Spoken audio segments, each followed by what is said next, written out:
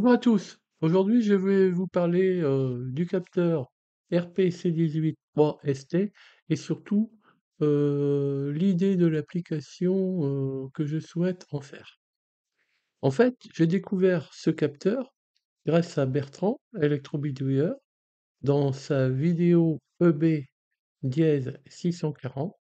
Donc, il nous présentait ce capteur résistif de pression. Donc, voilà, vous l'avez ici, c'est quelque chose de très simple. Ce capteur, en fait, délivre une résistance ici, présente une résistance, on va dire, qui sera de plus en plus faible, plus la pression sera élevée sur sa membrane ici. Quand je dis sera élevée, tout est relatif. C'est vraiment la pression d'un doigt. J'ai fait quelques essais. Lorsqu'il n'y a aucune pression d'exercer, eh bien ici on a quelque chose qui est de l'ordre de 10 mégohm, voire plus. Et dès qu'on commence à le toucher, eh bien, on arrive, voilà, vraiment par une pression tout à fait, on va dire minimale, on arrive à quelque chose qui est inférieur à 10 K, qui fait quelques kiloohms, inférieur à 10 K, quoi. Voilà. Je crois que c'est une bonne façon de résumer la chose si vous voulez l'utiliser en capteur tactile. Cette sonde, ce capteur, sur sa face inférieure, eh bien, c'est un capteur autocollant. Comme tout système autocollant, il suffit d'enlever un papier de protection et on peut le coller sur un support, on va dire lisse. Et sur le dessus, eh bien, il y a une espèce de film protecteur, film isolant, hein, qui fait que lorsqu'on pose le doigt dessus, on ne touche pas la résistance. La résistance est isolée, le doigt est isolé de la résistance. Donc en fait, Bertrand, dans sa vidéo, nous a présenté l'application, qu'il avait souhaité faire de ce capteur, hein. C'était donc un système, je crois, pour faire du morse, et il nous demandait, en fait, quelles idées on avait d'utilisation. Donc moi, j'ai de suite pensé à mon détecteur de passage facteur et d'ailleurs j'ai répondu à Bertrand, sur ce sujet. Mon détecteur de passage facteur, c'est quoi? Ben déjà, c'est mes premières vidéos YouTube.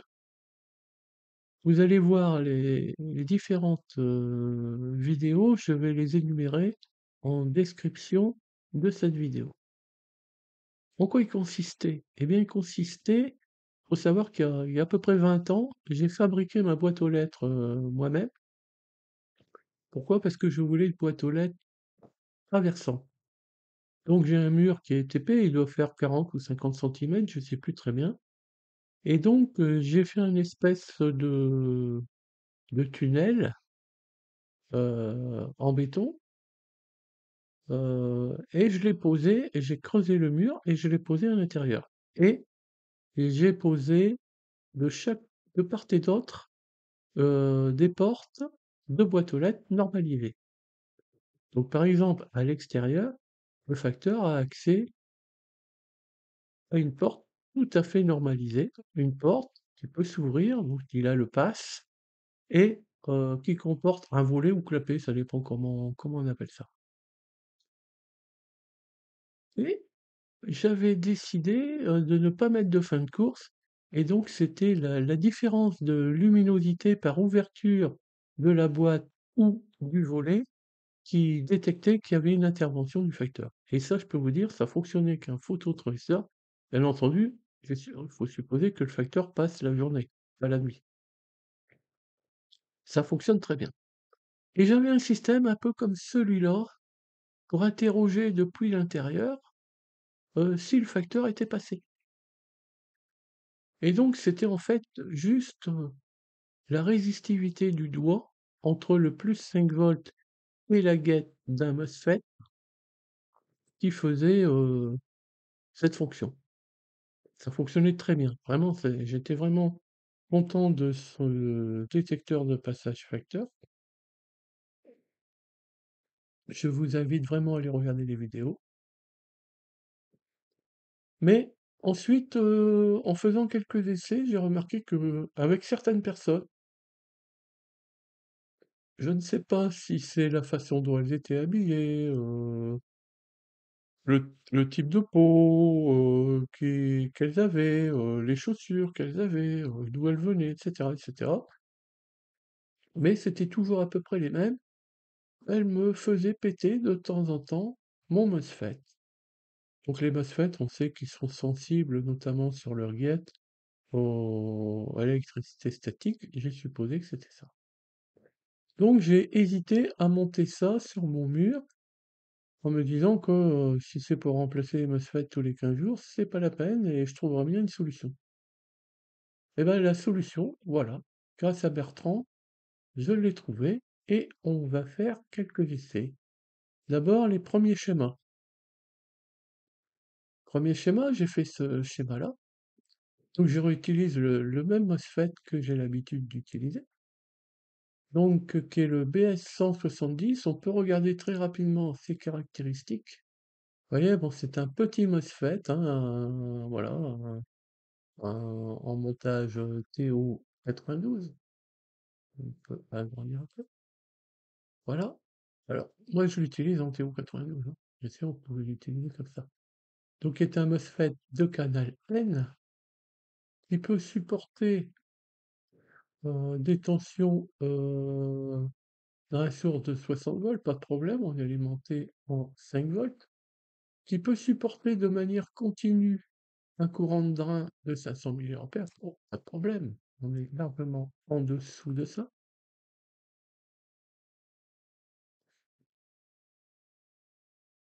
Qui a un VGSTH qui est compris entre 0,8 et 3 volts. Ceux qui sont dans mon tiroir, je les ai mesurés, ils sont à 2,5 volts. Alors, certains grognons me diront oui, mais son RDSN, il est élevé par rapport à ce qu'on fait maintenant. On a des milliohms. Eh ben oui, là, il faut au maximum 5 ohms, mais franchement, vous verrez le montage, ça ne va pas gêner du tout.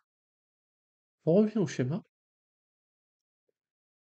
Voilà, donc ici, il faut considérer que si on n'appuie pas, ça fait au moins 10 mégohms.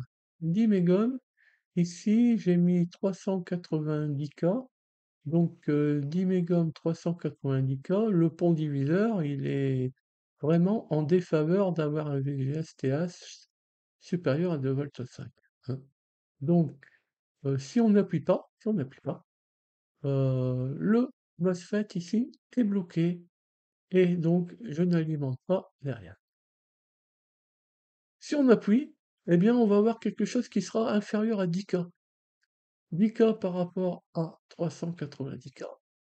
Grosso modo, on va avoir à peu près un tout petit peu moins que 5 volts, qui est largement suffisant pour dépasser le VGS-TH. Donc on va venir saturer Q1 et donc je vais venir alimenter ma LED.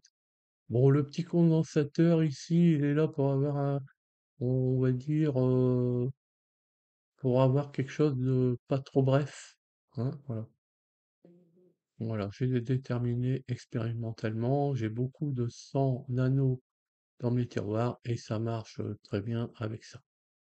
Alors ensuite, j'ai complexifié un petit peu le montage, enfin, c'est un grand mot, complexifié.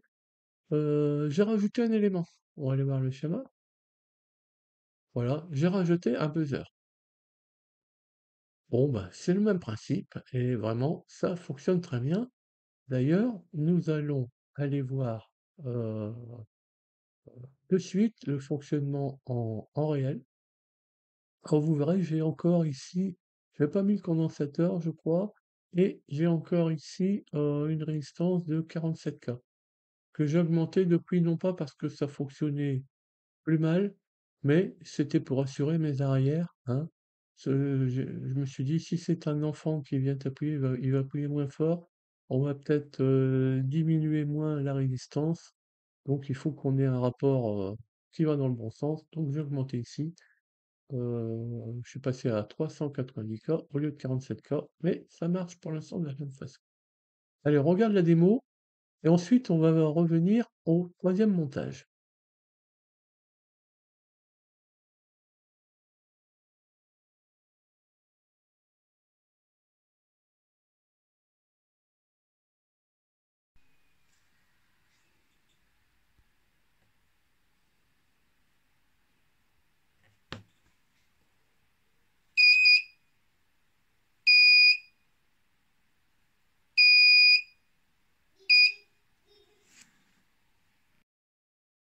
Voilà, on va revenir au troisième montage et comment dire? Là, on s'approche un petit peu du schéma, on commence à voir un petit peu le détecteur de passage facteur. Enfin, on sent que le système devient un petit peu plus intelligent. Alors moi, j'aime bien utiliser des ATtiny 85, à chaque fois que c'est possible. D'ailleurs, je vous invite, à aller voir, mes vidéos qui sont en description. J'ai 2 vidéos importantes sur le sujet. J'ai fabriqué un programmateur d'ATtiny 85 ou 84 qui fonctionne très bien, que beaucoup de gens utilisent déjà, et vous avez les verbères pour le faire fabriquer. Et j'ai un, comment j'appelle ça? Une carte de développement pour ATtiny 85 qui permet de mettre au point des codes, pour ATtiny 85, dans leur environnement définitif, mais vous n'avez pas besoin à chaque fois d'enlever l'ATtiny, de le mettre sur le programmateur, de le remettre sur sa breadboard, et cetera. Non, là ça fonctionne, on va dire, sans avoir besoin de déposer l'ATtiny.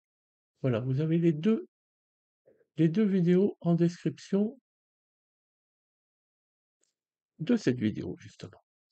Alors ici, c'est quoi? Qu'est-ce que j'ai fait? Alors la Titany, le gros avantage, c'est que lorsqu'il est en mode sleep, lorsqu'il est endormi, quoi, eh bien, il consomme quasiment rien. Et on peut le réveiller très facilement en venant ici mettre un front descendant sur PB5 qui est en fait le reset. Donc un front descendant ici, vous pouvez réveiller votre ATtiny.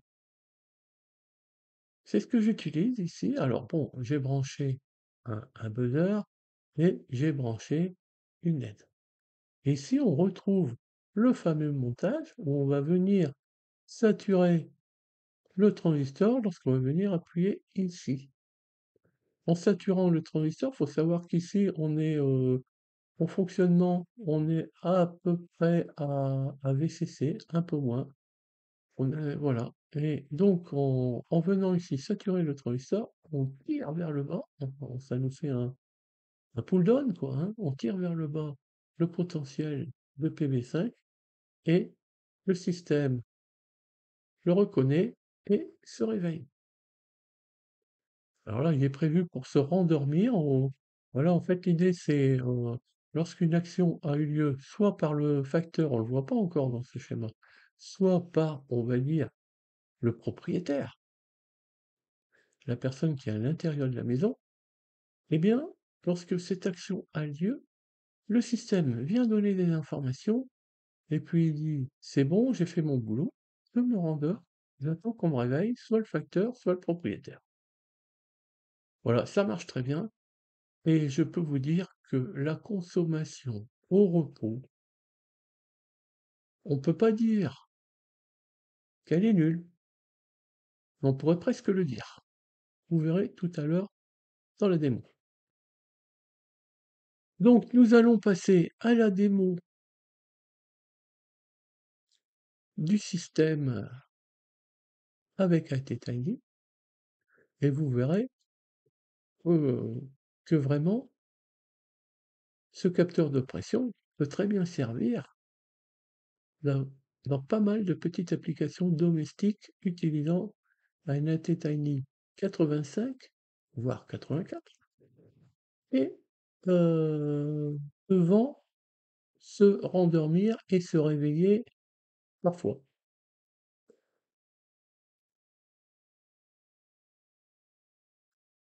Donc nous passons à cette démo.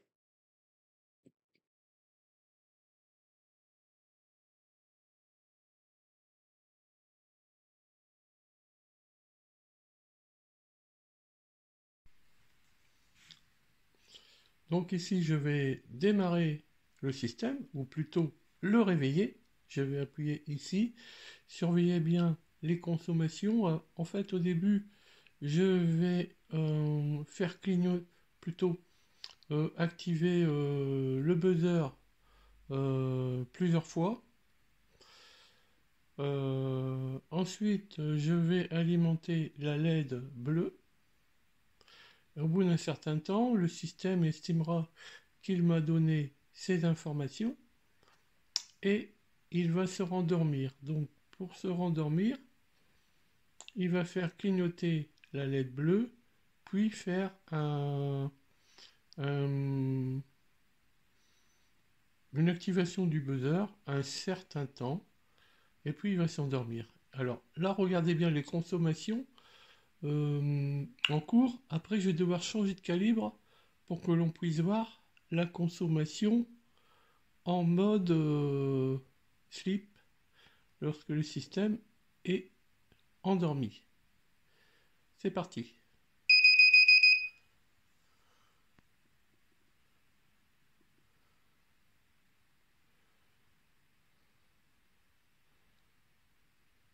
Là, le système nous prévient qu'il va s'arrêter. C'est arrêté. Vous voyez, on voit 0. Je suis sur le calibre 200 mA. Là, c'est la consommation du montage. Je vais changer de calibre. Alors, mon plus petit calibre, c'est 20 microampères. Ah, j'ai les mains devant. Je vais voir si on peut faire autrement. Oui, comme ça. 2 mA, 200 microampères, 20 microampères. Vous voyez, on est à 0,5 microampères. Donc, consommation, je disais quasi nul. Bah oui, c'est quasi nul. Allez, on refait un essai, mais avant, je me remets sur un calibre normal, sinon je vais dépasser le calibre.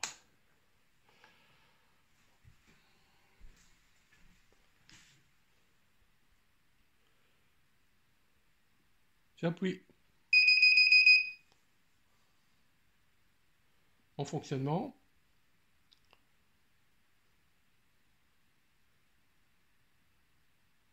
Il va s'arrêter. Il est arrêté. Voilà, bien écoutez, j'espère que cette vidéo vous a intéressé. Je mets tous les schémas et le code. Oui, je ne vais pas parler du code, mais il est très simple. Le code, je le mettrai également en pièce jointe dans en description ou dans mon GitHub, ou les deux, hein, vous verrez bien. Mais voilà, vous voyez ce qu'on peut faire avec ce petit capteur, c'est une autre application que le Morse, c'est autre chose. C'est pas mal, je trouve que c'est vraiment pas mal. Allez, merci beaucoup et à bientôt sur d'autres vidéos.